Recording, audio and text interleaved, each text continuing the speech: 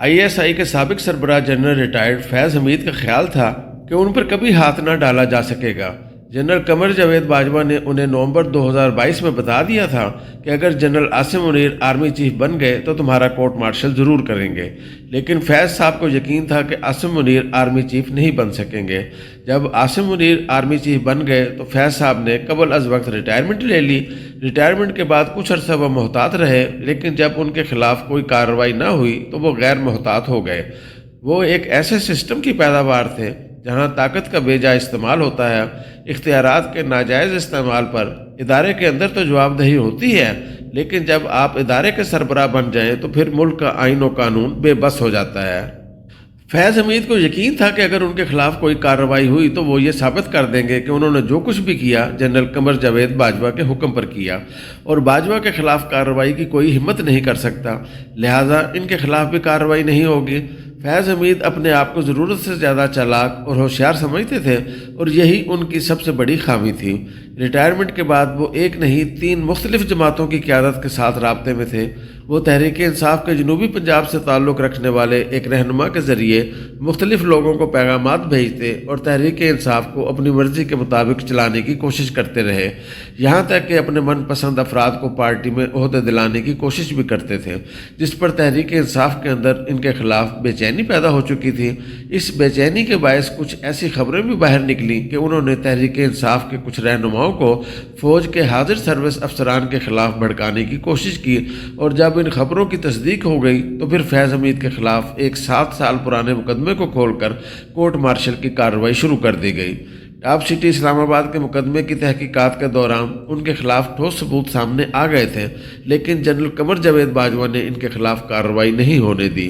Top city میں فیض حمید کا کردار کوئی ٹاپ سیکرٹ نہیں تھا، اصل ٹاپ سیکرٹ تو وہ معاملات ہیں جن کی وجہ سے فیض حمید کو یقین تھا کہ ان کے خلاف کارروائی نہیں ہوگی۔ ان کے اعتماد کی سب سے بڑی وجہ پاکستان کی بڑی سیاسی جماعتوں میں ان کے گہرے تعلقات تھے۔ مسلم لیگ نون میں ان کے تعلقات کی گہرائی کا یہ عالم تھا کہ فیض آباد دھرنا کیس میں سپریم کورٹ کے فیصلے پر عمل درآمد نہ ہونے کی وجوہات جاننے کے لیے ایک کمیٹی بنائی گئی۔ اس کمیٹی میں موجودہ حکومت نے اپنے انتہائی قابل اعتماد پولیس افسران کو شامل کیا۔ کمیٹی کے سامنے مسلم لیگ نون کے وہ رہنما پیش ہوئے جو 2017 میں حکومت کا حصہ تھے، اور اس کمیٹی نے فیض حمید کو بے قصور قرار دے دیا۔ عام تاثر یہ ہے کہ فیض حمید تحریک انصاف کے بہت قریب تھے، لیکن کم لوگ جانتے ہیں کہ ان کے مسلم لیگ نون اور پیپلز پارٹی سے بھی بڑے گہرے تعلقات تھے۔ 2019 میں انہوں نے نہ صرف ان تعلقات کی مدد سے نواز شریف کو طبی بنیادوں پر پاکستان سے باہر بھجوایا، بلکہ ان تینوں جماعتوں کو جنرل باجوہ کی ایکسٹینشن کے لیے بھی راضی کیا۔ باجوہ کو ایکسٹینشن دلوانے میں بھی فیض کا اپنا مفاد تھا۔ ایکسٹینشن کے نتیجے میں کچھ سینئر افسران ریٹائر ہو گئے اور فیض حمید کا نمبر اوپر چلا گیا۔ 2022 میں باجوہ ایک اور ایکسٹینشن لینا چاہتے تھے، لیکن اس مرتبہ فیض حمید آرمی چیف بننا چاہتے تھے۔ فیض حمید آرمی چیف بن کر قبل از وقت انتخابات کرانا چاہتے تھے، اور ان کا منصوبہ یہ تھا کہ تحریک انصاف اور پیپلز پارٹی کی مخلوط حکومت بنا کر پاکستان کا آئین بدل دیا جائے۔ ان سے غلطی یہ ہوئی کہ وہ نواز شریف کی طرح آصف علی زرداری کو بھی طبی بنیادوں پر پاکستان سے باہر بھیجنا چاہتے تھے۔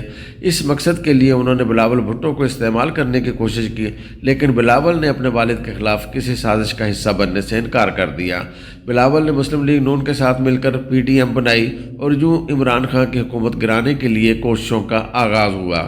باجوہ نے عمران خان کے خلاف سازشیں اس لیے شروع کی کہ خان صاحب کچھ معاملات پر باجوہ کا حکم ماننے کے لیے تیار نہ تھے۔ پہلا پھڈا تو عثمان بزدار پر ہوا، دوسرا پھڈا اسرائیل کو تسلیم کرنے پر ہوا، اور پھر جب باجوہ نے فیض حمید کے ذریعے بھارت کے نیشنل سیکورٹی ایڈوائزر اجیت ڈول کے ساتھ ایسے فیصلے کرنے شروع کر دیے جن کا عمران خان کو علم نہیں تھا۔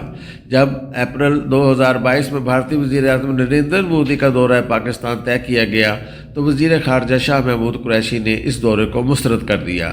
عمران خان نے اپنے وزیر خارجہ کا ساتھ دیا۔ باجوہ سخت ناراض تھے اور فیض حمید دونوں طرف کھیل رہے تھے۔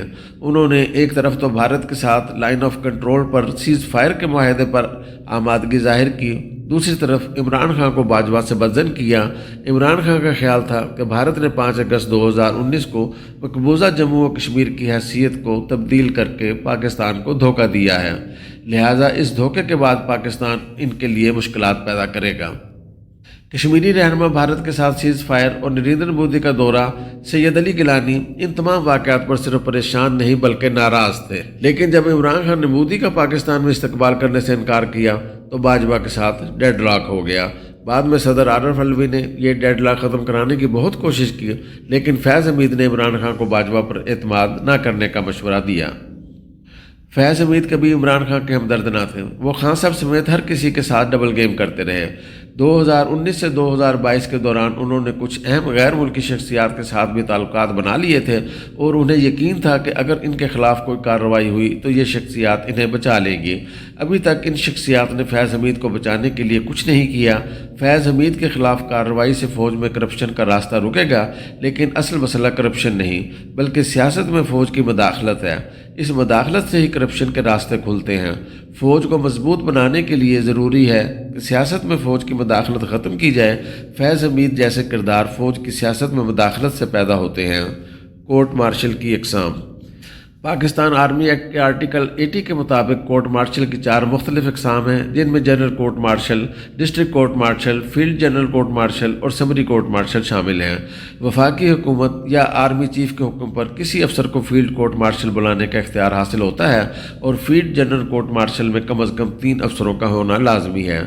کون کون سے جرائم پر سزائیں ہو سکتی ہیں؟ کسی بھی حاضر سروس یا ریٹائرڈ فوجی افسر کو 35 اقسام کے جرائم پر سزا ہو سکتی ہے۔ ان جرائم میں ملک دشمنوں سے تعلق رکھنا، جس ملک میں تعینات ہوں وہاں کے رہائشیوں یا جائیداد کے خلاف سرگرمیاں، کسی کے گھر یا جگہ پر لوٹ مار کی غرض سے چھاپہ مارنا اور دیگر کئی جرائم شامل ہیں۔ کورٹ مارشل میں سزاؤں سے متعلق پاکستان آرمی ایکٹ کے آرٹیکل 60 میں تفصیلات درج ہیں۔ پاکستان آرمی ایکٹ کے آرٹیکل 60 کے مطابق جرائم کے مرتکب افراد کو کورٹ مارشل کے ذریعے مختلف سزائیں دی جا سکتی ہیں۔ کورٹ مارشل کے ذریعے سنگساری، سزائے موت، ہاتھ پاؤں کاٹنے اور عمر قید کی سزا دی جا سکتی ہے۔ اس ایکٹ کے مطابق قید کی سزا 25 سال اور زیادہ سے زیادہ 100 کوڑے اور کورٹ مارشل کے ذریعے نوکری سے نکالنے کی سزا بھی دی جا سکتی ہے۔ اس کے علاوہ تمام الاؤنسز ضبط کیے جا سکتے ہیں۔ سزا معافی کا طریقہ کار۔ کورٹ مارشل سے سزا ہونے کے بعد وفاقی حکومت یا آرمی چیف یا بریگیڈیئر رینک کا افسر آرمی چیف کی اجازت سے مشروط یا غیر مشروط پوری یا کچھ سزا معاف کر سکتا ہے، مگر کوئی سزا جو حدود کے تحت دی گئی ہو وہ نہ معاف ہوگی نہ ہی کم کی جا سکتی ہے۔ اب تک پاکستان میں کتنے لیفٹیننٹ جنرلز کا کورٹ مارشل ہوا ہے؟ فیض حمید پاکستانی فوج کے تیسرے لیفٹیننٹ جنرل ہیں جن کا کورٹ مارشل ہوا ہے۔ اس سے قبل lieutenant general retired Javed Iqbal کو 30 مئی 2019 کو کورٹ مارشل کے ذریعے عمر قید کی سزا سنائی گئی تھی، البتہ بعد میں یہ سزا معاف کر دی گئی اور 29 دسمبر 2023 کو انہیں رہا کر دیا گیا۔ اس کے علاوہ ISI کے سابق سربراہ لیفٹیننٹ جنرل ریٹائرڈ اسد دورانی کا بھی کورٹ مارشل ہو چکا ہے۔ 22 فروری 2019 کو ISPR کی جانب سے بتایا گیا تھا کہ lieutenant general retired Asad Durrani pension اور دیگر کورٹ مارشل کے بعد ضبط کر دی گئی ہیں۔